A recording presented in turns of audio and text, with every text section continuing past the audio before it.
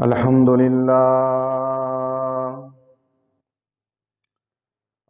لله الذي شرفنا على سائر الأمم برسالة من اختصه من بين الأنام بجوامع الكلم وجواهر الحكم، وصلى الله تعالى على خير خلقه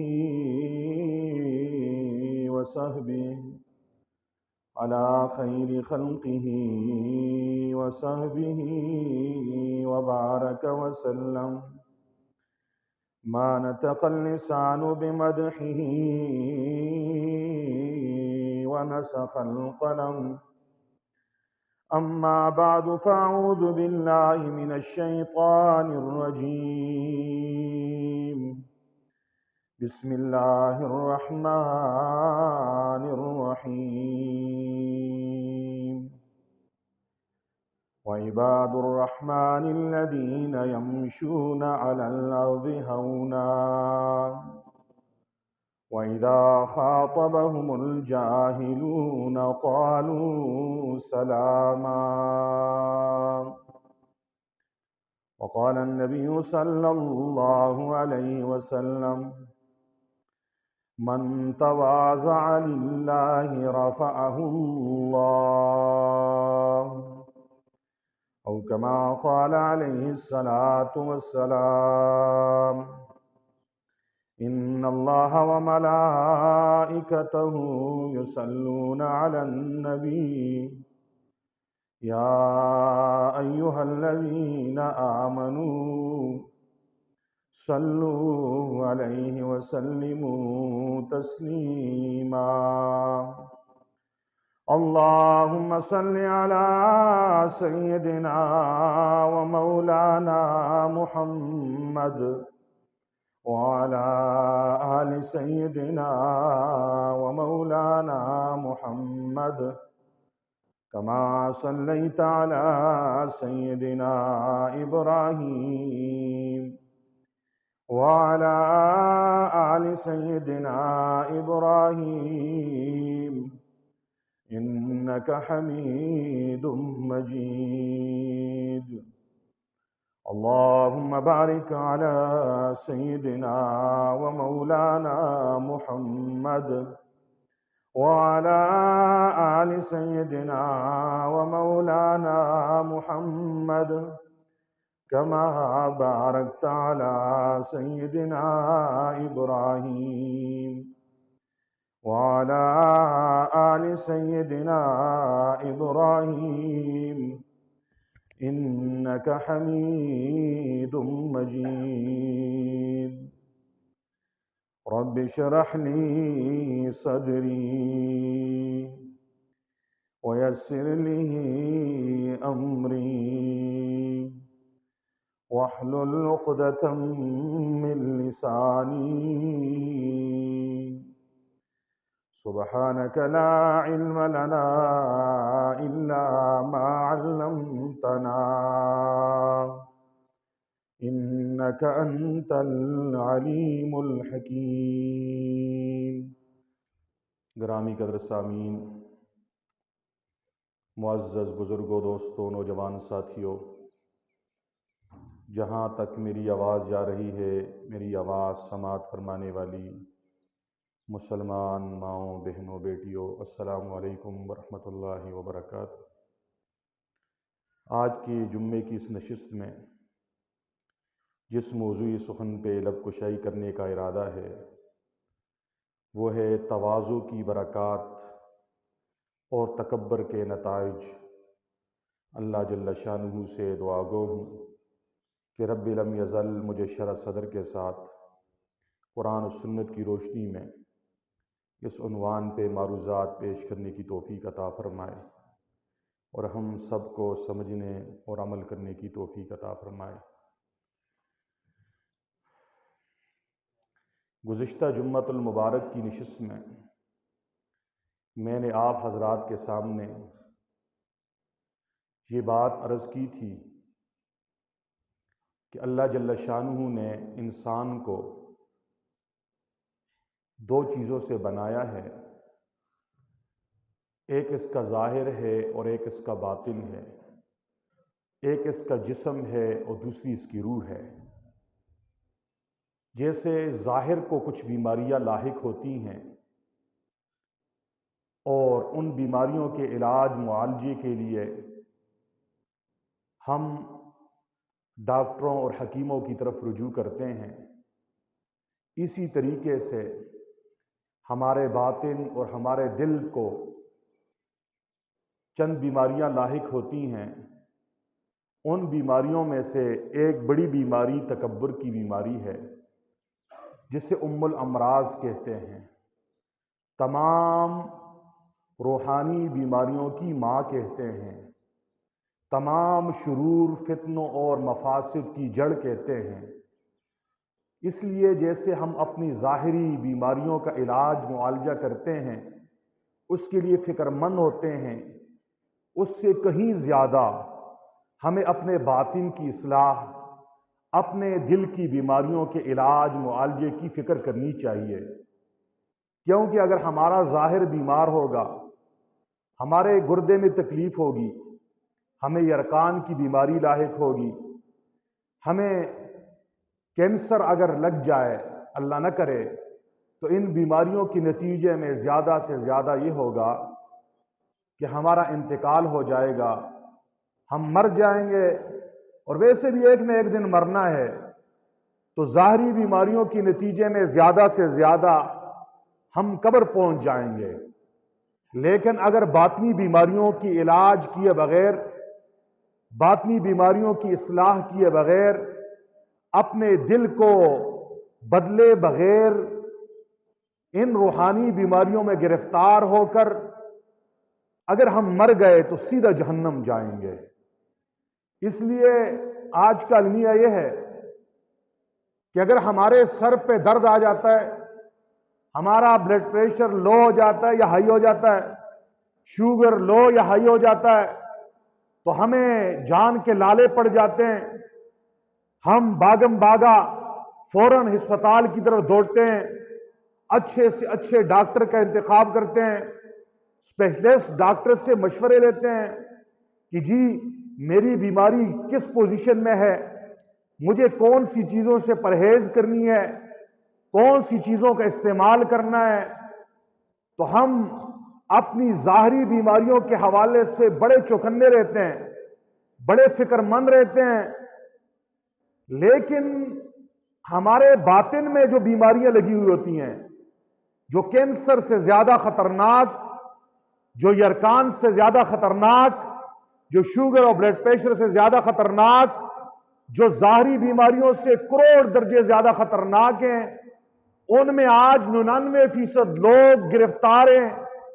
حسد کی بیماری سے ہمارے دل گندے ہیں، تکبر کی بیماری نے ہمارے دل کا ستیہ ناش کیا ہوا ہے، ریا، دکھلاوا، یہ ہمارے دلوں میں کوٹ کوٹ کے بھرا ہوا ہے۔ مختلف باطنی بیماریوں میں آج ہم مبتلا ہیں، لیکن کوئی آدمی ٹس سے مس نہیں ہوتا، کسی کو اپنے باطن کی اصلاح کی فکر ہی نہیں ہے۔ اور باطنی بیماریوں میں سب سے زیادہ خطرناک بیماری جو تمام بیماریوں کی ماں اور جڑ ہے وہ تکبر ہے۔ اس میں تو آج تقریباً سبھی گرفتار ہیں۔ ہاں، تکبر کے رنگ مختلف ہیں، کوئی مال کے تکبر میں گرفتار، کوئی اولاد کے تکبر میں گرفتار، کوئی طاقت کے نشے میں مست، کوئی خاندانی وجاہت کے تکبر میں گرفتار، کوئی اعلیٰ عہدے اور منصب کے تکبر میں گرفتار، کوئی تقوی اور زہد کے تکبر میں گرفتار، اور کوئی علم و فضل کے تکبر میں گرفتار۔ ہر آدمی اپنے دل میں خوردبین لگا کے دیکھے میرے اندر کون سے قسم کا تکبر پایا جاتا ہے۔ ہر آدمی تکبر میں گرفتار ہے۔ یہی تو وجہ ہے آج ہر طرح کے گناہ ہم کر رہے ہیں، اور یہ سارے گناہ، ساری باطنی امراض اسی تکبر کی اولاد ہے۔ تکبر ماں ہے، اس کے بچے ہیں، اس بیماری کا علاج اگر ہو جائے تو ساری روحانی بیماریوں کا علاج خود ہو جائے گا، اور اگر اس کی علاج اور معالجہ نہ ہوا تو چاہے ہم جتنی نمازیں پڑھ لیں، جتنے صدقے خیرات کر لیں، جتنا علم دین حاصل کر لیں، جتنی جو ہے دینی خدمات کر لیں، جتنے بھی نیکی کے کھاتے کر لیں، دل بنا ہوا نہیں ہے، دل پہ محنت نہیں ہوئی، خدا کی قسم ساری نیکیوں سمیت جہنم میں چلے جائیں گے۔ اس لیے انبیاء کرام، اولیاء اللہ سب سے زیادہ زور جس بیماری کی اصلاح پہ دیتے تھے وہ تکبر کی بیماری ہے، اور تواضع پیدا کرنے کی کوشش کیا کرتے تھے۔ اللہ کے نبی صلی اللہ علیہ وسلم نے فرمایا، جس آدمی کے دل میں رائی کے دانے کے برابر تکبر ہوگا وہ جنت میں داخل نہیں ہو سکتا۔ رائی کے دانے کے برابر تکبر ہوگا، جنت میں داخل ہونا تو دور کی بات ہے، جنت کی خوشبو بھی نہیں پا سکتا۔ اور تواضع کے بارے میں، من تواضع للہ رفعہ اللہ، جس نے تواضع اختیار کی، اپنے آپ کو مٹا دیا، اللہ اسے اٹھائے گا۔ جو تکبر کرے گا اللہ اسے مٹائے گا۔ تو تواضع تمام انبیاء کرام کی صفت ہے، تکبر شیطان کی صفت ہے۔ شیطان آگ سے پیدا ہوا، اس کی خلقت میں جو مادہ ہے وہ آگ کا ہے، انسان مٹی سے بنا ہے، مٹی میں تواضع ہے۔ اگر ہم مٹی کی صفات اپنے اندر پیدا کر لینا ہم کامل ولی بن جائیں گے۔ مٹی میں ایک صفت یہ ہے کہ مٹی ڈھانپتی ہے، جب ہم مرتے ہیں تو ہم اپنے مردوں کو زمین میں مٹی میں دفن کرتے ہیں نا، تو مٹی ڈھانپتی ہے۔ مٹی کی یہ صفت ہمارے اندر پیدا ہو جائے تو ہم بھی دوسروں کے عیوب پہ پردے ڈالیں گے۔ جیسے اللہ جل شانہ ستار ہے، دنیا میں پردے ڈالتا ہے نا، مٹی بھی جو ہے نا وہ مردوں کو چھپاتی ہے، ڈھانپتی ہے۔ یہ صفت جب مسلمان میں پیدا ہو جائے گی، مسلمان بھی دوسروں کے عیبوں پہ، گناہوں پہ، کرتوتوں پہ پردے ڈالے گا۔ یہ مٹی کی صفت ہے۔ مٹی کی دوسری صفت یہ بھی ہے، مٹی میں تواضع ہے۔ مٹی میں تواضع ہے، اس مٹی پہ ہم اچھلتے ہیں، اس پہ ہم کودتے ہیں، اس پہ ہم چلتے ہیں، اس سے ہم رونتے ہیں۔ لیکن مٹی کیا کرتی ہے؟ یہی مٹی ہم الٹا پھل دیتی ہے، ہمیں گندم دیتی ہے، ہمیں چاول دیتی ہے، ہمیں اناج دیتی ہے، ہمیں پھل فروٹ دیتی ہے، ہمیں طرح طرح کی سبزیاں دیتی ہے۔ ہمارا بیہیویئر کیا ہے؟ ہم اس پہ چل رہے ہیں، روند رہے ہیں، لیکن وہی مٹی، وہی زمین ہمیں ہمارے رویے کے بدلے میں ہمارے جیسا سلوک نہیں کرتی، بلکہ ہمارے ساتھ نرمی کا، محبت کا، شفقت کا اور احسان کا برتاؤ کرتی ہے۔ تو انسان مٹی سے ہے، انسان میں جب تواضع مٹی کی صفت آئے گی اللہ جل شانہ اس کو اٹھا دے گا۔ اللہ جل شانہ اس کو کیا کر دے گا؟ اٹھا دے گا۔ سارے نبیوں نے تواضع کی صفت کے ساتھ زندگی گزاری ہے۔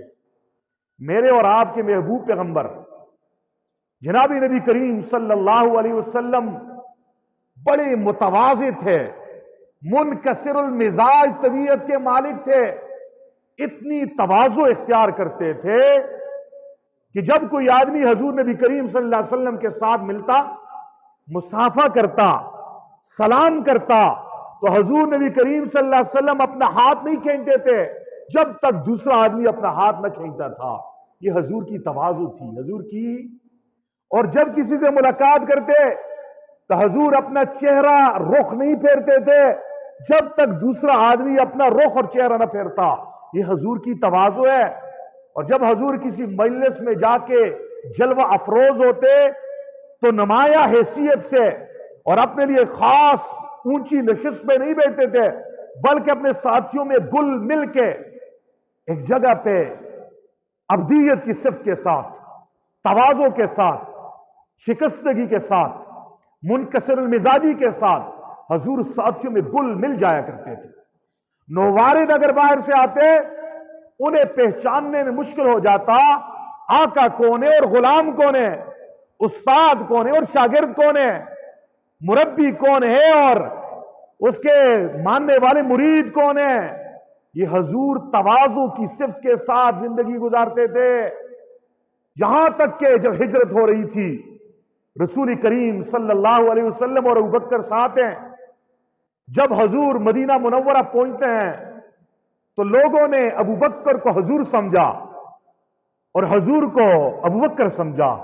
سب کے سب آ کے مصافحہ کر رہے ہیں اور ابوبکر کو مصافحہ کر اس کے ہاتھ کو چوم رہے ہیں.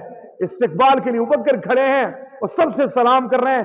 کسی کو یہ فرق نہیں ہے استاد یہ ہے، شاگرد یہ ہے، نبی یہ ہے اور صحابی ہے، اور رسول یہ ہے اور ابوبکر یہ ہے. فرق ہی نہیں ہو رہا. اتنا اپنے آپ کو مٹایا ہوا ہے، اتنی تواضع کے ساتھ. یہاں تک کہ دوپہر کا وقت ہو گیا، سورج کی روشنی اور دھوپ رسول اللہ کے والضحیٰ والے چہرے پہ اس کی کرنے لگی تو ابوبکر سے رہا نہ گیا. ابوبکر صدیق نے اپنی چادر کو حضور کے سر پہ پھیلا دیا اور سایہ کر دیا. تب انصار کو پتہ چل گیا اور ابھی تک ہم جنہیں نبی سمجھ رہے تھے وہ تو غلام ہے، اصل آقا تو یہ ہے. یہ حضور کی تواضع تھی، حضور کی تواضع تھی. آج ہمارا رویہ کیا ہے؟ ہم جہاں پہ بھی 2-3 آدمی جمع ہوتے ہیں ہم کہتے ہیں ہمارے لیے نمایاں جگہ ہو، سب میں نمایاں، ہماری کرسی سب سے بلند ہو، ہم سب سے آگے آگے جا رہے ہوں، سب ہمیں پروٹوکول دے رہے ہوں، سب ہمارے استقبال کے لیے کھڑے ہو رہے ہوں. رسول کریم صلی اللہ علیہ وسلم اس چیز کو ناپسند کرتے تھے. کیوں؟ یہ حضور کی تواضع تھی. یہاں تک کہ جب لوگ جو درجوں کے اسلام میں داخل ہونے لگے، نووارد لوگ اجنبی آ جایا کرتے تھے اسلام قبول کرنے کے لیے، انہیں یہ فرق نہیں ہوتا تھا کہ محمد رسول اللہ کون ہے. تو صحابہ کرام نے مشورہ دیا اللہ کے نبی اب مجمع بڑھ گیا ہے، آپ کے ماننے والے، آپ کے شاگرد صحابہ اور آپ کی دیوانوں کی تعداد بڑھ گئی ہے. اب ہزاروں کی تعداد میں آپ کی واز سننے کے لیے لوگ جمع ہوتے ہیں. سب کو آپ کا چہرہ والضحیٰ والا چہرہ دکھائی نہیں دیتا. قریب والے دیدار کر لیتے ہیں، جی بھر لیتے ہیں، دور والے محروم ہوتے ہیں. اللہ کے نبی ایسا کر لیتے ہیں، آپ کے لیے ایک چوکی سی بنا لیتے ہیں، ایک ممبر سا بنا لیتے ہیں، آپ اس پہ بیٹھ کے بات کریں، واز کریں، بیان کریں، دعوت دیں. حضور نے اس ضرورت کے لیے اس بات کو پسند کیا، ٹھیک ہے چوکی بنا لی جائے. اس کے بعد رسول اللہ کے لیے چوکی اور ممبر بنا دیا گیا. ورنہ حضور نبی کریم اپنے صحابہ میں، یاروں میں گل مل کے رہتے تھے. کہیں ایسا نہیں ہوا کہ حضور نے مجمع میں اپنے پاؤں کو ایسے پھیلا دیا ہو، دوسرے ساتھیوں سے اپنے ٹانگ اور اپنے پاؤں کو آگے پھیلا دیا ہو. اتنے متواضع اور منکسر المزاج زندگی حضور نبی کریم صلی اللہ علیہ وسلم نے گزاری ہے. یہ حضور کی تواضع ہے، یہ حضور کی تواضع ہے. نبی کریم صلی اللہ علیہ وسلم کی تواضع کی ایک مثال اور، جب بھی اللہ نے اپنے نبی کو 2 کاموں میں سے ایک کام کا اختیار دیا ہے، ایک کام ذرا آسان ہے اور ایک کام ذرا مشکل ہے، 2 آپشن دیے ہیں کہ یہ بھی کر سکتے ہو، یہ بھی کر سکتے ہو. ایک کام سہل ہے، دوسرا ذرا مشکل ہے. ایک میں مشقت نہیں ہے، دوسرے میں مشقت ہے. تو رسول اللہ نے ہمیشہ آسان عمل کو اختیار کیا ہے. کیوں؟ یہ حضور کی تواضع ہے. حضور کی، اگر مشکل عمل کو لے لیتے اس میں ایک قسم کا دعویٰ تھا، ایک قسم کا گھمنڈ تھا، ایک قسم کا غرور تھا، ایک قسم کا اس میں تکبر کا شائبہ تھا کہ جی میں تو اتنے مشکل عمل کو بھی، اتنے مشکل حکم میں بھی چل سکتا ہوں. رسول اللہ آسان کام کو اختیار کر لیتے، آسان جانب کو اختیار کر لیتے تھے کہ اس میں شکستگی تھی، اس میں تواضع و منکسر المزاجی کی صفت تھی. یہ حضور کی تواضع آپ کی زندگی کے ہر پہلو میں آپ کو نظر آ رہی ہوگی. نبی کریم صلی اللہ علیہ وسلم کی تواضع سے کی اس سے بڑھ کر مثال اور کیا ہوگی؟ مدینہ کی بازار میں، مدینہ کی گلیوں میں رسول اللہ اکیلے جا رہے ہیں، آگے پیچھے گارڈ شارڈ کوئی نہیں ہوتا. یہاں تک بھی معاملہ آ جاتا، ایک بڑھیا حضور نبی کریم صلی اللہ علیہ وسلم کے ہاتھ کو راستے میں پکڑ لیتی ہے، اللہ کے نبی آپ کے ساتھ میرا یہ کام بھی ہے، یہ کام بھی ہے، میرا یہ کام بھی کرو، یہ بھی کرو، یہ بھی کرو، یہ بھی کرو۔ حضور اس بڑھیا عورت کی ساری فرمائشوں کو سنتے گھنٹے لگ جاتے اور سب کام اس کے کر لیتے تھے۔ یہ رسول اللہ صلی اللہ علیہ وسلم کی تواضع ہے، یہ آپ کی عاجزی ہے۔ سب نبی عاجزی والے، متواضع۔ شیطان تکبر والا ہے، جس میں شیطانیت ہوگی، شیطان کا عنصر ہوگا، اس میں گھمنڈ آئے گا۔ وہ کہے گا وہ ہر کام میں اپنے کمالات پہ نظر کرے گا کہ میں ایسا، میری اولاد ایسی، میرا خاندان ایسا۔ اگر کہیں پہ اس کے ساتھ باتوں میں تو میں ہو جائے تو وہ کبھی ڈائلاگ بھی مار دیتا ہے، تو جانتا نہیں ہے میں کون ہوں، آپ جانتے نہیں ہو ہمارا کون سا خاندان ہے۔ میں جسے شیطان نے کہا تھا، یہ میں کا لفظ اس وقت متکبر کی زبان پہ آ جاتا ہے۔ تکبر دل میں ہوتا ہے، لیکن جب کبھی لڑائی ہو جاتی ہے اس وقت یہ تکبر کا جراثیم یہ زبان پہ آ جاتا ہے، بول لیتا ہے آپ جانتے نہیں ہو میں کون ہوں۔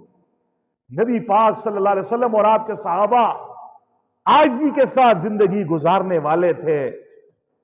ابوبکر صدیق بڑی عاجزی کے ساتھ زندگی انہوں نے گزاری، حضرت عمر فاروق نے بڑی عاجزی کے ساتھ زندگی گزاری، حضرت علی المرتضیٰ رضی اللہ تعالیٰ عنہ، حضرت عثمان غنی رضی اللہ تعالیٰ عنہ، دیگر سارے صحابہ، ان میں عاجزی کی صفت نمایاں تھی۔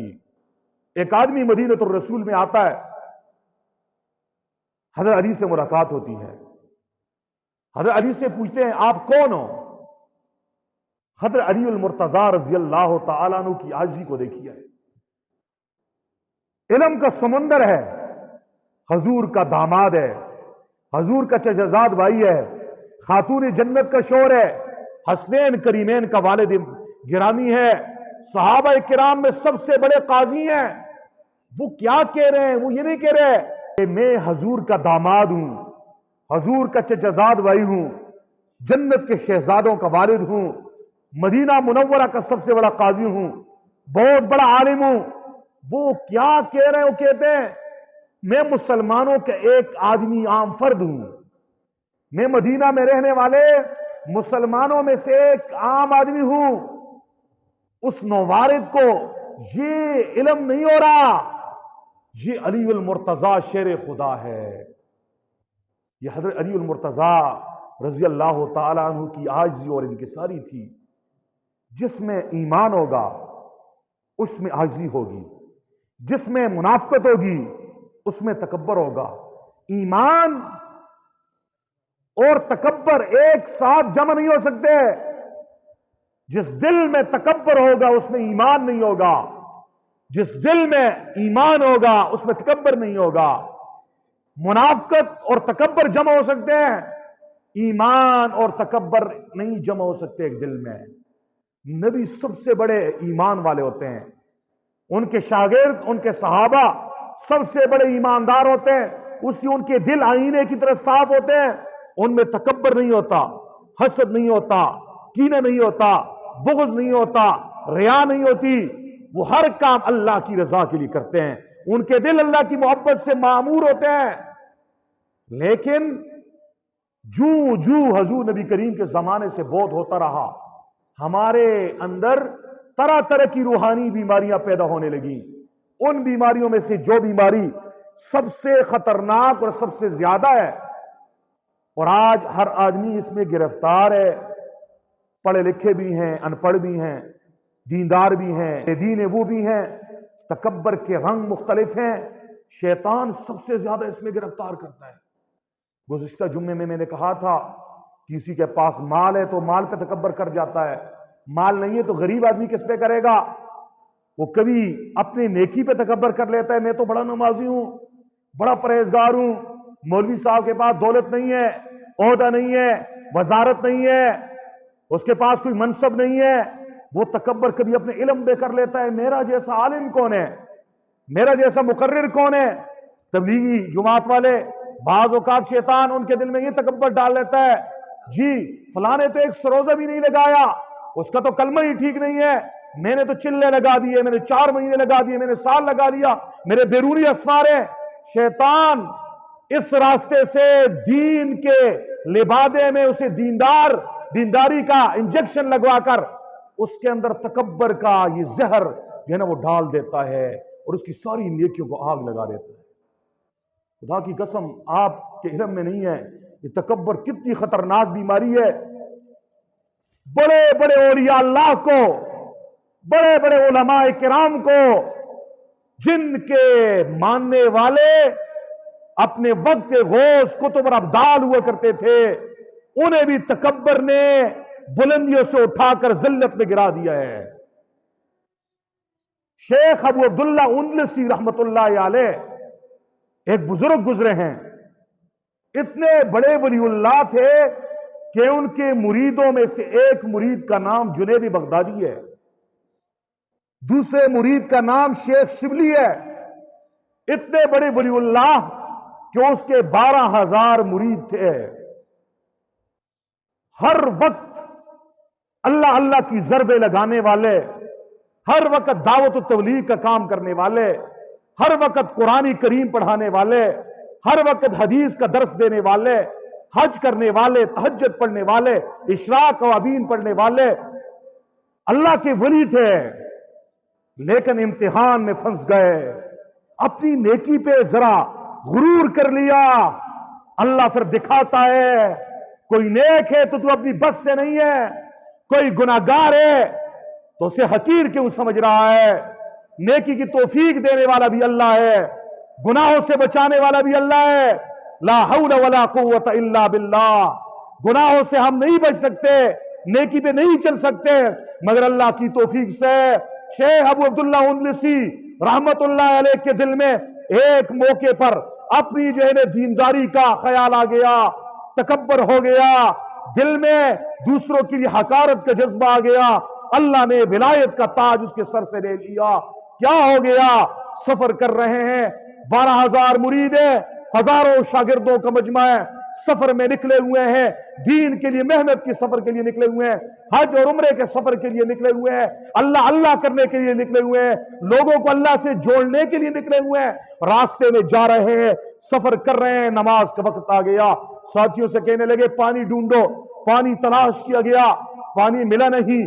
اتنے میں کسی نے بتایا فلاں گاؤں کے فلاں نکر پہ، فلاں کونے پہ ایک کنواں ہے، وہاں پہ جا کر آپ کو پانی ملے گا۔ سب ساتھی جلدی جلدی دوڑے کہ وضو کر لیں، وقت کے اندر جماعت کے ساتھ نماز پڑھ لیں۔ جو ہی اس بستی میں داخل ہوئے، وہ بستی عیسائیوں کی تھی، غیر مسلموں کی تھی۔ جس گھر پہ دیکھا اس گھر پہ انہیں صلیب کا نشان نظر آ گیا، جس آدمی کو دیکھا اس کے گلے میں زنارے عیسائیوں کی صلیب وہ ٹائی سی انہوں نے لٹکائی ہوئی ہے۔ شیخ ابو عبداللہ اندلسی کے دل میں خیال آ گیا، یہ کتنے بے دین ہیں، ان میں عقل نہیں ہے کہ اللہ کو چھوڑا، اللہ کے برحق نبی محمد رسول اللہ کو چھوڑا ہے، ایمان نہیں لایا، صلیب لٹکائی ہوئی ہے، یہ گمراہ لوگ ہیں۔ دل میں خیال آنے کی دیر تھی، اللہ جل شانہ کو اپنے پیاروں کی چھوٹی سی چھوٹی غلطی بھی برداشت نہیں ہے، اللہ ان پہ بھی پیار والوں سے بدلہ لیتے ہیں، پکڑتے ہیں۔ اوے شیخ ابو عبداللہ، تو جو نیک ہے یہ تیرا کمال تو نہیں تھا، تو نے اپنا کمال سمجھ لیا، اور یہ جو گناہوں میں پھنسے ہوئے ہیں تو انہیں حقیر سمجھ رہا ہے، یہ دل میں تیرا خیال کیوں آ گیا؟ اب دیکھو تجھ سے بدلہ لیا جائے گا۔ 2 گناہ ایسے ہیں جس کا بدلہ اللہ دنیا میں بھی لیتا ہے، آخرت میں بھی لیتا ہے، ایک ماں باپ کے نافرمانوں سے اور ایک تکبر میں گرفتار لوگوں سے اللہ دنیا میں بدلہ لے لیتا ہے۔ عبداللہ اندلسی باوجود بڑے ولی اللہ ہونے کے، باوجود بڑے شیخ الحدیث ہونے کے، باوجود بڑے شیخ القرآن ہونے کے، باوجود بڑے پیر ہونے کے، باوجود بڑے تبلیغی ہونے کے، اس بیماری میں پھنس گئے۔ کیا ہوا؟ وضو کر رہے ہیں، اتنے میں دیکھا نوجوان لڑکیاں عیسائیوں کی جن کے سروں پہ برتن اٹھائے ہوئے ہیں، پانی لینے کے لیے کنویں پہ آ رہی ہیں۔ اچانک وہ شیخ جو گمراہوں کے لیے ہادی تھے، جو بدنظری کرنے والوں کو خدا کا ولی بنانے والے تھے، امتحان میں پھنس گئے، एक नौजवान लड़की पे नजर पड़ गई, यूं ही तीर उसके सीने पे आके लग गया, उस लड़की की मोहब्बत में गिरफ्तार हो गए, उसी की तरफ तक रहे हैं। मुरीद परेशान, हमारे बुजुर्ग को क्या हो गया, हमारे अमीर साहब को क्या हो गया, हमारे शेख को क्या हो गया। एक दिन गुजरा, दूसरा दिन गुजरा, तीसरा दिन गुजरा, शेख अबू अब्दुल्ला उन्नीसी सर झुकाए हुए हैं, न खाते हैं, न पीते हैं, न नमाज पढ़ते हैं, न वुजू करते हैं, न जिक्र करते हैं, किसी में हिम्मत नहीं है। शेख से पूछे हजरत क्या हो गया। चुनांचे एक मुरीद ने हिम्मत की जिसका नाम शेख शिबली है, कहने लगे हजरत 3 दिन हो गए नमाजें हमने नहीं पढ़ी, 3 दिन हो गए खाया पिया कुछ नहीं है, 3 दिन हो गए हम रुके हुए हैं, अपने सफर को छोड़ दिया है, हजरत हमारे हाल पे रहम कीजिए, क्या हो गया, क्यों खामोश हो, क्यों सर झुकाए हुए हो, क्यों परेशान हो। शेख ने निगाह उठाई, कहने लगे ओ शिवली, अल्लाह ने अपनी दोस्ती का ताज मेरे सर से उठा दिया है। परसों जिस औरत पे, जिस लड़की पे नजर पड़ी थी, उसकी मोहब्बत का तीर मेरे दिल को जख्मी कर गया है, मैं उसकी मोहब्बत में गिरफ्तार हो चुका हूं, अब उस लड़की के बगैर मैं जिंदा नहीं रह सकता। सब मुरीद परेशान, किसी ने गम में सदमे में, किसी का हार्ट अटैक हुआ कि हमारे शेख को क्या हो गया, दुनिया वालों को क्या मुंह दिखाएंगे कि आपका उस्ताद और आपका पीर, आपका अमीर साहब, आपका दीनदार ये किस जिंदगी में फंस गया है। और कोई ऐसे थे बयाबानों में चले गए कि घरों की तरफ लौटना नहीं है, लोगों को आंखें कैसे मिलाएंगे। चुनांचे सब वापस लौटे। शेख उसी लड़की की मोहब्बत में उसी जगह पे डेरे डाल दिए। किसी से पूछा ये लड़की कौन है, कहने वालों ने बताया ये फलां ईसाइयों के आलिम की बेटी है। फरमाया मुझे उसके घर पे ले जाओ। घर पे ले जाया गया। वो शेख जो हजारों हदीसों के हाफिज थे, कुरान के हाफिज थे, हजारों मुरीदों के वली थे, उनकी तरबियत करने वाले और उनका तज़किया करने वाले थे, आज एक ईसाई आलिम के दरवाजे पे हैं। नेकी की तौफीक देने वाला अल्लाह है और गुनाहों से बचाने वाला भी अल्लाह है। जो ईसाइयों को बुरा समझ रहे थे, अपना कमाल समझ रहे थे, मैं नेक हूं, ये मेरा कमाल है, अल्लाह दिखा रहा है कि मेरी तौफीक के बगैर तू कुछ भी नहीं है, तभी तो आज ईसाइयों के दर पे जलील होके खड़ा हुआ है। दरवाजा खटखटाया, अंदर से लड़की का बाप निकला, कहने लगा कैसे आना हुआ। फरमाया मैं तेरे दर पे आया हूं, एक सवाल लेके आया हूं, मैं इस्लाम का बड़ा आलिम हूं, मैं फला सिलसिले का बड़ा वलीउल्लाह हूं, मैं इतना बड़ा मुहद्दिस हूं। नाम से वो भी जानते थे कि मुसलमानों की बड़े आलिम है, बड़े पीर साहब है। उसने दरवाजा खोला, इकराम किया, कहने लगा क्या गुजारिश, क्या दरखास्त। फरमाया तेरी घर में नौजवान बेटी है, मैं रिश्ता लेके आया हूं, अगर इसकी शादी मेरे साथ कर ले। ईसाइयों के साले ने कहा मुझे ये मंजूर है, लेकिन मेरी 3 शर्तें हैं, 3 शर्तों के साथ मैं अपनी बेटी तुझे दूंगा। पहली शर्त यह है इस्लाम को छोड़ दो, ईसाई बन जाओ। अबू अब्दुल्ला उन्नीसी कहने लगे जी हां मुझे ये शर्त मंजूर है। फरमाया दूसरी शर्त यह है अपने गले में ईसाइयों का वो पट्टा और इजार, वो शरीफ डाल दो जो ईसाइयों की अलामत है। शेख अबू अब्दुल्ला उन्नीसी ने वलियों वाला चुगा उतारा और अपने गले में ईसाइयों का इजार डाल दिया, शरीफ डाल दी। फरमाए तीसरी शर्त यह है कि आपने हमारे खिंजीरों को चराना होगा। खिंजीर वो नजसुल ऐन जिसका नाम लेना भी हम गवारा नहीं करते, ये चराओगे जंगल में और शाम को लाओगे, उसके बाद तुझे अपनी बेटी दूंगा। अबू अब्दुल्ला उन्नीसी के दिल पे मोहर लग चुकी थी। फरमाया मुझे ये भी मंजूर है। इस्लाम भी छोड़ा, सलीब भी डाल दी, खिंजीर चराने लग गए हैं। वो आसा, वो डंडा جس سے وہ جمعے کے دن خطبہ دیا کرتے تھے، جس زبان سے وہ قرآن پڑھا کرتے تھے، دعوت دیتے تھے، اس زبان پہ عیسائیت کے گانے ہیں، جنگل میں پڑا ہوا ہے۔ زمانہ گزرتا گیا، سال گزرا، شیخ شبلی اس کا وفادار مرید ہے، وفادار شاگرد ہے۔ ساتھی سے کہنے لگے جاتے ہیں اپنے حضرت کا حال احوال تو پوچھ لیتے ہیں، پتہ نہیں یہ زندہ بھی ہے کہ نہیں ہے۔ دوبارہ آئے سال بعد، وہی بستی ہے۔ پوچھا یہاں پہ ہمارا ایک ساتھی رہتا تھا، یوں اس کی علامتیں ہیں، ایسی ایک لڑکی پہ وہ فریفتہ ہو چکا تھا، وہ کہاں پہ ہے؟ کہنے والوں نے بتایا آپ کا وہ شیخ، آپ کا استاد، آپ کا وہ ساتھی، آپ کا دوست فلاں جنگل میں اس وقت سور چرا رہا ہے، خنزیر چرا رہا ہے، جاؤ وہاں پہ آپ کو نظر آ جائے گا۔ شیخ شبلی نے سنا تو پریشان کہ لڑکی کی محبت سے بات آگے چلی گئی ہے، اسلام چھوڑ دیا ہے اور خنزیر اور سور کو چرا رہے ہیں، جنگل کی طرف رخ ہے۔ مریدوں کی آنکھوں میں آنسو ہیں، زاروں کے تار رو رہے ہیں۔ جو ہی اپنے استاد، اپنے شیخ کے چہرے پہ نظر پڑی، زاروں کے تار رونے لگ گئے۔ شبلی نے پوچھا حضرت کیا ہو گیا؟ آپ تو آج سور چرا رہے ہو، خنزیر، جنگل میں ہو، اللہ کی محبت کو چھوڑ دیا۔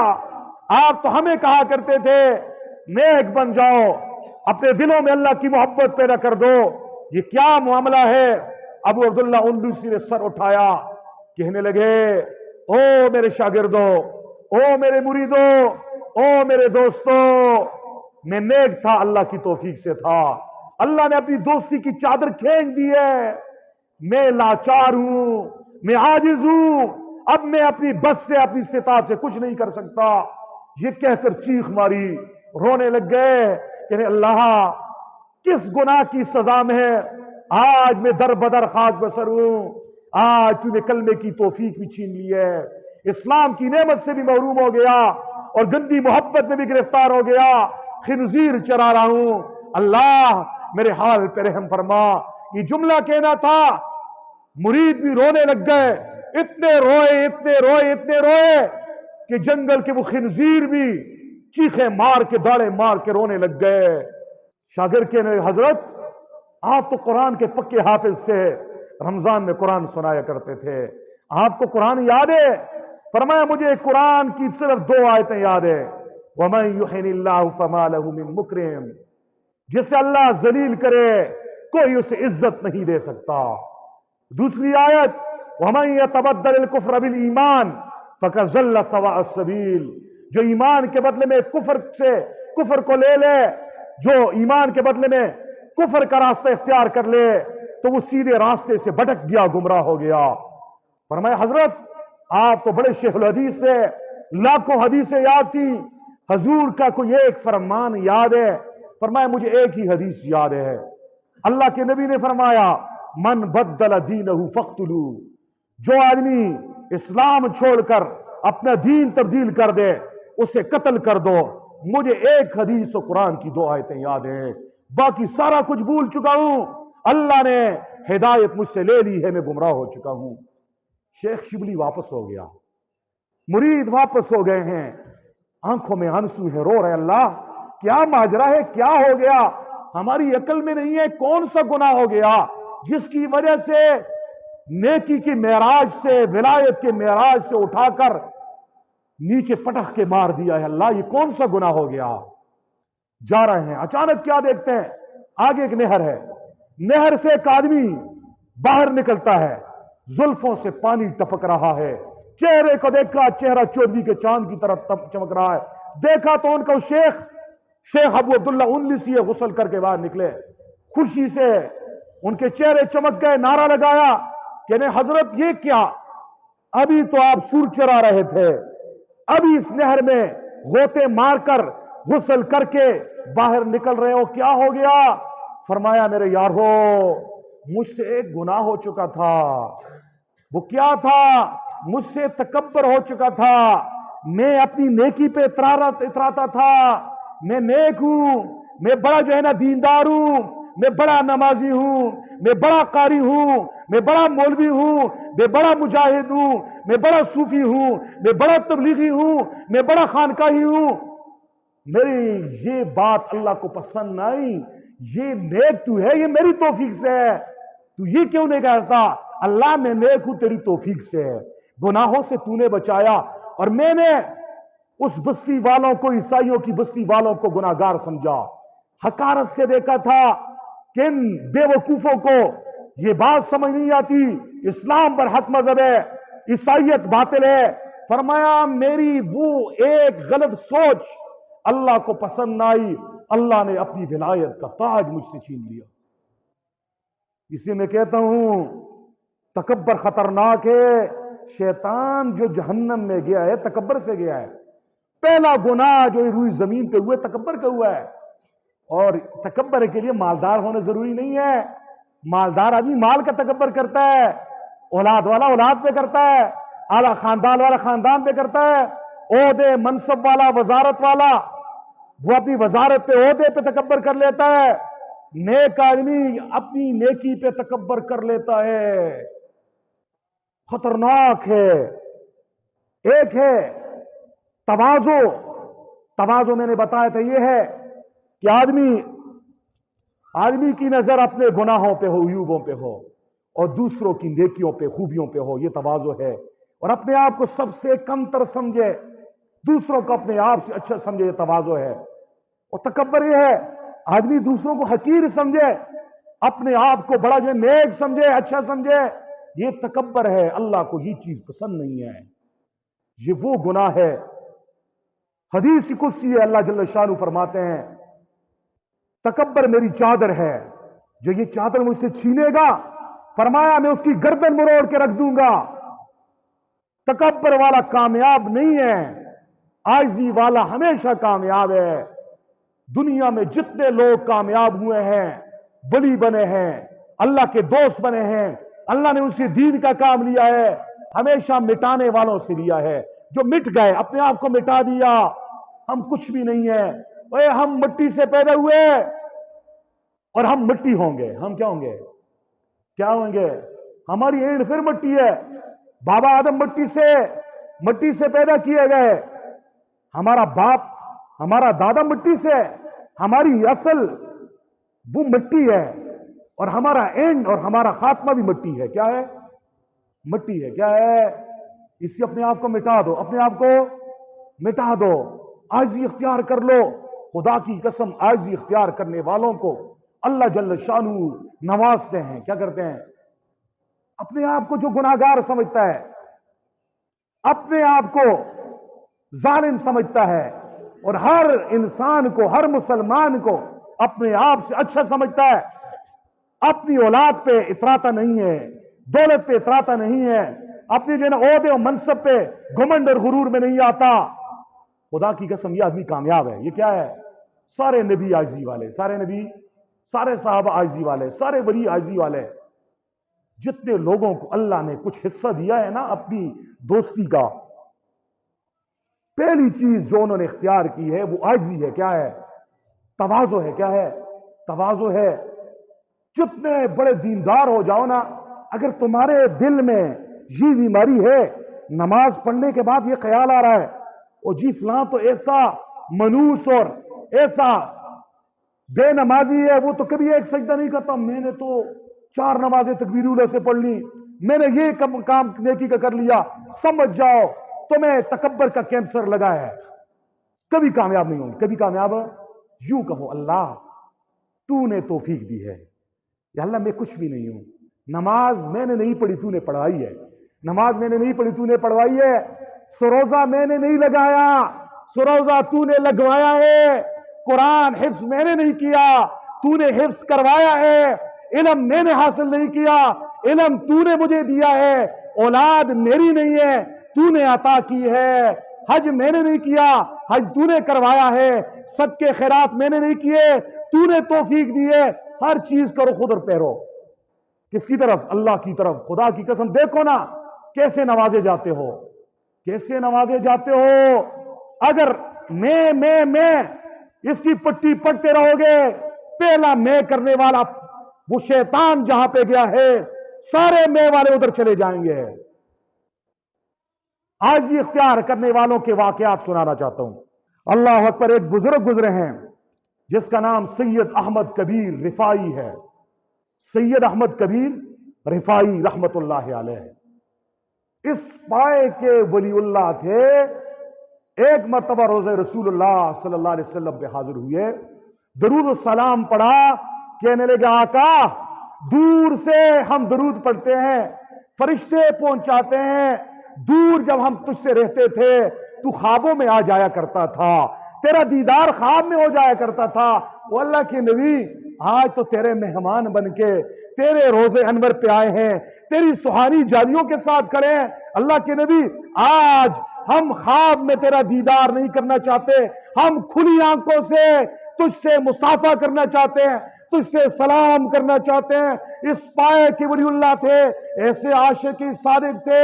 علماء نے لکھا ہے، اللہ کی ولیوں نے لکھا ہے کہ روزے انور سے رسول اللہ صلی اللہ علیہ وسلم کا ہاتھ مبارک باہر نکلا، سید احمد کبیر رفاعی نے مصافحہ کیا، سلام رسول اللہ صلی اللہ علیہ وسلم سے کیا۔ یہ ان کی کرامت تھی۔ کیا ہے کرامت؟ سمجھ میں نہیں آتی۔ کرامت عطا کرنے والا اللہ ہوتا ہے، ولیوں کو دیتا ہے۔ معجزہ عطا کرنے والا اللہ ہوتا ہے، نبیوں کو دیتا ہے۔ دل میں محبت ہو تو کوئی بعید نہیں ہے، کوئی ناممکن نہیں ہے کہ جالیوں سے ہاتھ باہر نکلے، نکل سکتا ہے۔ بہت ساروں کے لیے روزہ انور سے سلام کا جواب آیا۔ سید حسین احمد مدنی رحمت اللہ علیہ روزے رسول پہ جاتے ہیں، سلام پڑھتے ہیں، الصلاۃ والسلام علیکہ یا رسول اللہ۔ روزے انور سے جواب آیا، وعلیکم السلام یا ولدی، اے میرے بیٹے تجھے بھی سلام ہو۔ اس پائے کے ولی اللہ تھے، لیکن یہ مقام کیسے ملا؟ یہ تکبر سے نہیں ملا، یہ مٹانے سے۔ اپنے آپ کو مٹایا، میں کچھ بھی نہیں ہوں، میں کچھ بھی نہیں ہوں، اپنے آپ کو سب سے گناہگار سمجھا۔ آج ہم ایک نماز پڑھتے ہیں، ایک سو روزے لگا لیتے ہیں، ایک پارہ پڑھ لیتے ہیں، 1000 روپے اللہ کے راستے میں دے دیتے ہیں، ہم آسمان کی طرف چھت کی طرف دیکھتے ہیں، ابھی چھت پھٹ جائے گا، جبرائیل امین آئے گا اور میرے اوپر وحی آ جائے گی۔ ہم اپنی خوبیوں پہ نظر کرتے ہیں اور دوسروں کے پیچھے لگے، بیچارے سے غلطی ہوگی ہم چھوڑتے نہیں ہیں اسے۔ اپنی خوبیوں پہ نظر مت کر، اپنے عیبوں پہ نظر کر، اپنے کرتوتوں پہ۔ تجھے پتہ ہے تو کیا ہے، دوسروں کی خوبیوں پہ نظر کر، یہ عاجزی ہے۔ سید احمد کبیر رفاعی کو یہ مقام کیسے ملا؟ عاجزی سے۔ کس سے؟ اور وہ کون سی عاجزی انہوں نے اختیار کی تھی پتہ ہے؟ کون سی عاجزی؟ ایک عجیب واقع ہوا تھا۔ بازار میں جا رہے ہیں، جیسے ہمارے شرگڑھ کا بازار ہے، دیکھا کہ سڑک کے کنارے ایک خارشی کتا ہے، ایک بیمار کتا ہے، خون بہ رہا ہے، پیپ بہ رہا ہے، لہو لہان ہے، فریاد کر رہا ہے۔ سید احمد کبیر رفاعی رحمہ اللہ آگے گزرے، خیال آیا یہ کتا فریاد کر رہا ہے، یہ کرا رہا ہے، تکلیف میں ہے، زخموں سے چکنا چور ہے، اللہ کہیں مجھ سے پوچھ نہ لے۔ گئے، وقت کے ولی ہیں، بڑے محدث ہیں، بڑے خطیب ہیں، بڑے تبلیغی ہیں، بڑے عالم ہیں۔ کیا کیا؟ کتے کو اٹھا دیا۔ وہ کتا جو ناپاک ہے، اس کا جھوٹا ناپاک ہے، لیکن اپنے آپ کو ایسا مٹایا ہے۔ یہ عار اور شرم نہیں ہے کہ میں بازار میں، بڑے بازار میں میرے سر پہ امامہ ہے، میں خطیب بھی ہوں، مقتدا بھی ہوں، مذہبی پیشوا بھی ہوں، مذہبی رہنما بھی، میں کتے کو جولی میں اٹھاؤں گا، لوگ کیا کہیں گے؟ کتے کو اٹھایا اور اپنی بغلوں میں دبا کے جا رہے ہیں۔ لوگ کہہ رہے ہیں حضرت کیا کر رہے ہو، پاگل ہو گئے ہو، یہ کتا ہے، گندا ہے، پلیت ہے۔ لوگ اپنی ناک کے اوپر کپڑا کر کے اسمیل آ رہی بدبو، اور حضرت سے ڈرامے اور ٹھٹے کر رہے ہیں۔ حضرت گھر میں گئے، اس کے اوپر مرہم لگایا، اس کی پٹی کی، علاج کرتے رہے، یہاں تک کہ وہ تندرست ہو گیا، ٹھیک ہو گیا اور دم ہلانے لگا۔ حضرت کہنے لگے، او میرے ساتھیوں، تم میں کوئی آدمی اس کتے کو، اس کی خیال رکھ سکتا ہے؟ ایسے جو ہے نا وقت پہ کھانا دے گا تو میں آپ کو دیتا ہوں، نہیں تو یہ کتا اب ہمارے گھر میں مانوس ہو چکا ہے، اب میں مار کے اس کو یہاں سے نہیں بھگا سکتا۔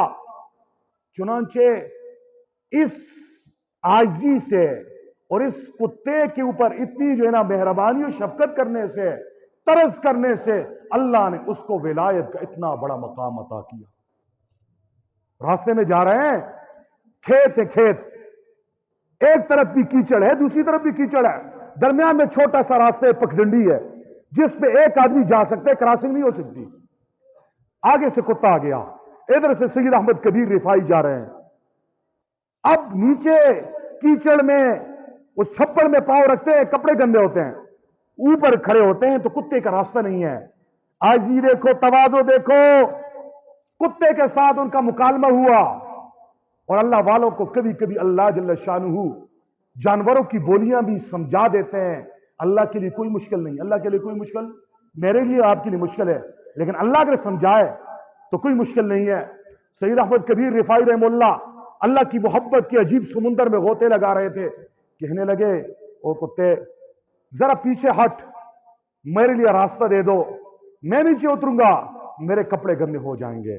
کتے نے اپنی زبان سے کہا، اوے احمد، تیرا نام احمد ہے، تیرے پیغمبر کا نام بھی احمد ہے، تو سید ہے، تیرا پیغمبر سردار تھا، تو ولی اللہ ہے، تو وقت کا پیر صاحب ہے، تو خطیب صاحب ہے، تو نیک ہے۔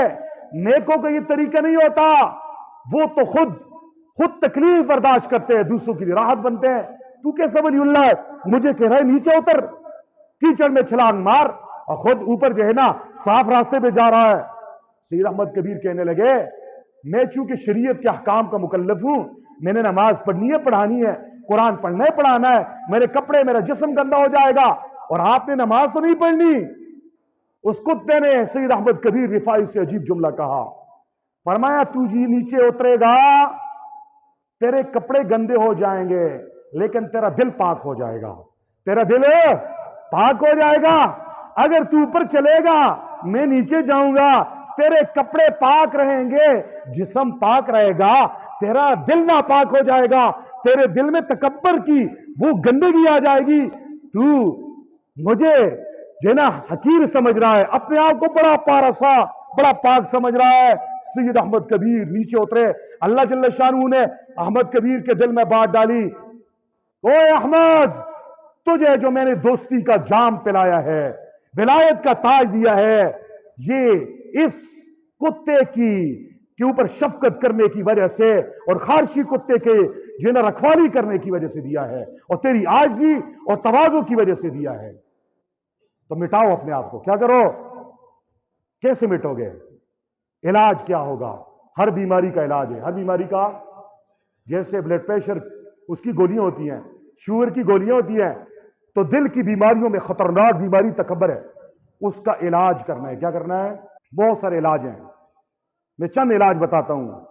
ایک علاج یہ ہے، جب تمہارے دل میں تکبر پیدا ہو جائے، اپنے مال پہ، اولاد پہ، عہدے پہ، منصب پہ، خاندان پہ، نیکی پہ، علم پہ، فضل پہ، زہد پہ، تقوی پہ، کسی بھی خوبی پہ، فوراً آنکھیں بند کر کے اپنے دل میں جھانکو، یہ کہو اپنے آپ کو، تو مٹی سے ہے، تو نطفے سے، گندے نطفے سے پیدا ہوا، پھر لوتھڑا بنا، اپنی اصل کو دیکھ، تو چیز کیا ہے؟ گندی چیز سے پیدا ہوا۔ تو اگر اپنی جوانی پہ مست ہے، یہ جوانی ختم ہو جائے گی۔ اپنے حسن پہ تکبر کر رہا ہے، تیری خوبصورت گل سڑ جائیں گے۔ مال پہ کر رہا ہے، مال بھی ختم ہو جائے گا۔ اپنی جوانی پہ کر رہا ہے، فانی ہو جائے گا، مر جائے گا، تیرا خاتمہ پھر مٹی ہے، تو مٹی سے مٹی میں جائے گا۔ یہ اپنے آپ کو سمجھاؤ، اپنے آپ کو اپنی اصلیت سمجھاؤ، حقیقت سمجھاؤ۔ جب دل پہ ہر روز 5-10 منٹ تم یہ ضرب لگاؤ گے، دل کو یہ سبق سمجھاؤ گے، تمہارے اندر خود بہت آٹومیٹیکلی تواضع آ جائے گی۔ کیا آ جائے گی؟ تواضع۔ دوسری چیز، تواضع پیدا کرنے کے لیے دوسرا مراقبہ بتا رہا ہوں، دوسرا علاج بتا رہا ہوں، وہ یہ ہے، کسی اللہ کے ولی، کسی صاحب نسبت بزرگ، شریعت اور طریقت کے پابند بزرگ، اس کے ہاتھ میں ہاتھ ڈال دو، اپنے آپ کو اس کے حوالے کر دو، اپنے آپ کو روحانی بیمار سمجھو، اور اس سے کہو میرا اختیار آپ کو ہے۔ اپنے آپ کو یوں سمجھو جیسے مردہ جب مر جاتا ہے آدمی اور اسے غسل دینے والے غسل دیتے ہیں نا، تو حرکت اسے کون دیتے؟ غسل دینے والے، پانی وہ ڈالتے ہیں، اس کی مرضی نہیں ہوتی. اپنے آپ کو مردہ سمجھو اور اس اللہ کے ولی جو اس فن کو کمائے ہو اس کو اپنے آپ کو حوالے کرو کہ میرے اندر یہ بیماریاں ہیں، یہ بھی میرے علاج کرو. جو آپ کہو گے میں وہ کروں گا، جو آپ کہو گے اپنے آپ کو حوالے کرو گے انشاءاللہ ساری روحانی بیماریاں اور تکبر سے پاک ہو جاؤ گے. تیسرا علاج معالجہ بڑا آسان ہے، وہ یہ ہے تبلیغی جماعت کے ساتھ اپنا بستر اٹھاؤ، اصولوں کے ساتھ. دوسروں کی اصلاح کے لیے نہ جاؤ، اپنی اصلاح کے لیے. کس کے لیے؟ اگر یہ کہ میں لوگوں کو تبلیغ کروں گا تو پھر تکبر پیدا ہوگا، پھر تبلیغ کا تکبر چڑھ جائے گا. اپنے نیک ہونے کا تکبر، یہ بستر اٹھاؤ گے، گھر سے نکلو گے، بڑے بازار میں جاؤ گے، آپ 17 اسکیل کے افیسر ہو، آپ تاجر ہو، آپ سید ہو، آپ بڑے نامی گرامی خاندان سے تعلق ہو، یہ آپ کا لوگ آپ کے ہاتھ سے شاپر اٹھاتے ہیں، لوگ آپ کے سامنے خادم ہیں، آپ کے گھروں میں جھاڑو دیتے ہیں. اب آپ نے اپنا بستر خود اٹھایا ہے، اندر سے میں نکل رہی ہے. بڑے بازار میں جا رہے ہو، چھوٹے بڑے سب کو سلام کر رہے ہو، میں نکل رہی ہے، تکبر نکل رہا ہے. وہ اس مسجد میں جا رہے ہو جہاں پہ لوگوں نے تالے لگائے ہیں، نکلو یہاں سے، نہیں چھوڑتے. تو بریگیڈیئر ضرور ہوگا، استاد ضرور ہوگا، چودھری ضرور ہوگا، بدماش ضرور ہوگا. آج بدماشی ختم، اصولوں سے چلنا ہے. کیسے چلنا ہے؟ وہ گالیاں دے رہا، کوئی پتھر دے رہا ہوگا، کوئی کہے گا وہابی آ گئے ہیں، کوئی جو ہے نا کانٹوں سے مار رہا ہوگا، کوئی آوازیں کس رہا ہوگا. برداشت کر، کیا کر، اندر سے سارا خناس نکلے گا. پھر مسجد میں کھڑے ہو کے سب کے سامنے اعلان کرو گے، یہ الگ. پھر زمین پہ لیٹو گے، وہ ایئر کنڈیشن کمرے، نرم نرم گدوں کو چھوڑ کے مسجد میں جہاں پہ گرد پڑی ہوئی ہوگی، ان مجاہدوں کے ساتھ جب 4 مہینے چلہ لگاؤ گے، خدا کی قسم واپس آؤ گے، سارا خناس نکل چکا ہوگا. وآخر دعوانا الحمدللہ رب العالمین.